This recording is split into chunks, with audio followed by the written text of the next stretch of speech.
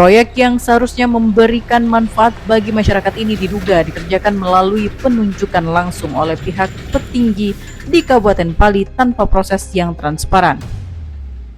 Alih-alih menyelesaikan pekerjaan, kondisi lapangan malah semakin merugikan warga, jalanan penuh debu yang mengganggu kesehatan dan kelancaran lalu lintas. Sorotan keras datang dari tokoh pemuda Aliansi Pemuda Peduli Pali AP3 Abu Rizal yang menuntut pihak berwenang dan aparat penegak hukum segera turun tangan memeriksa kelengkapan serta dasar penunjukan proyek tersebut. Pembangunan jalan ini mestinya diprediksi di tanggal 7 Agustus selesainya. Akan tetapi per hari ini sudah memasuki akhir daripada bulan Agustus, belum selesai juga.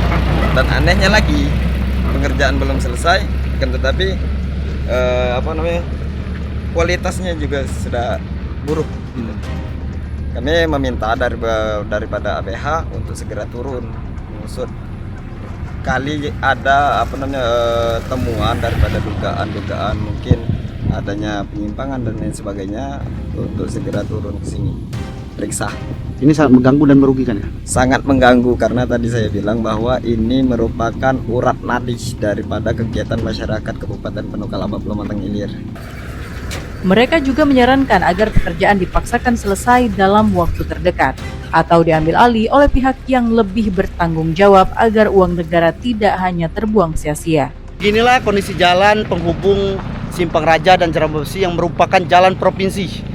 Namun kondisi pembangunan jalan ini saat ini diduga mangkrak. Sangat disayangkan, dana yang bersumber dari CSR dari beberapa perusahaan di Kabupaten Pali ini sendiri digunakan tidak semestinya.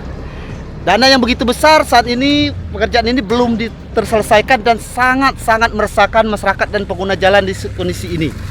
Sudah berbagai elemen masyarakat, bahkan tokoh-tokoh pemuda menyuarakan kondisi jalan ini. Dan patut diduga pengerjaan jalan ini dikondisikan oleh oknum-oknum yang terkait.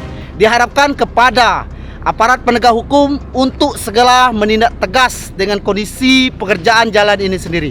Dari Kabupaten Pali, Bisrun Silvana, iNews melaporkan.